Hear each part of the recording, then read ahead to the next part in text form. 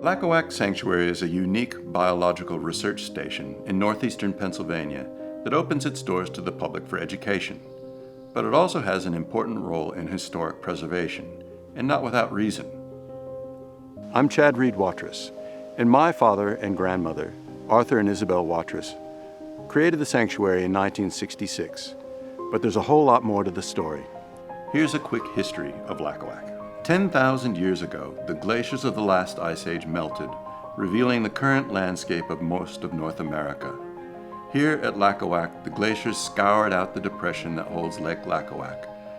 Plants and animals colonized the region, creating what we now know as our local landscape. The first people followed. The Lenni Lenape were the first nation of northeastern Pennsylvania. They gave Lacawac its name, which, legend has it, means a meeting or fork of trails. No one's sure.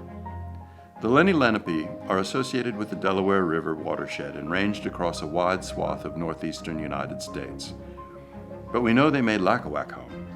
In the 1960s, my father heard about the then new scuba technology and got excited about what he might see under the waters of Lacawac. He bought an aqualung and a compressor and suited up on the dock for his first dive.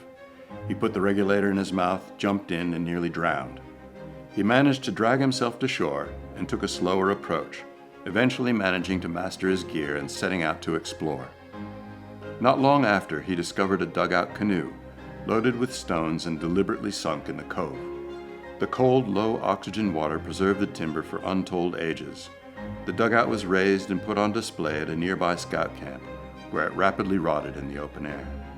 The point is, at Lacawac, our First Nations people left evidence of their presence everywhere, with grindstones and other artifacts easily found even today.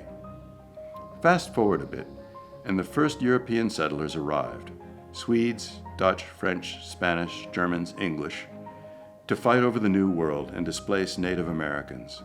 Eventually, the English prevailed, gaining control of the eastern seaboard. In 1681, King Charles II settled a debt with the Penn family, granting William Penn much of what is now eastern Pennsylvania and naming it Penn's Woods in Latin. The settlers did their best to exploit the rich natural resources they found. They cut trees, trapped animals, planted soils, and dug minerals. Their industriousness resulted in the great wealth of the continent, but it also changed the landscape. Locally, lumberjacks felled the great forests that covered Pennsylvania to build cities and towns, floating the logs downstream on the Delaware River. The bark harvested from hemlock forests around here was used by tanners to cure hides. Soon, the forest remained only in pockets. One of these vestiges of virgin forest still stands at Lacawac, overlooking Lake Wallenpaupack, apparently not worth the trouble of access on tall rocky ledges. But the wholesale conversion of natural resources into products had far-reaching consequences for the environment, and the pace of change would only continue to accelerate.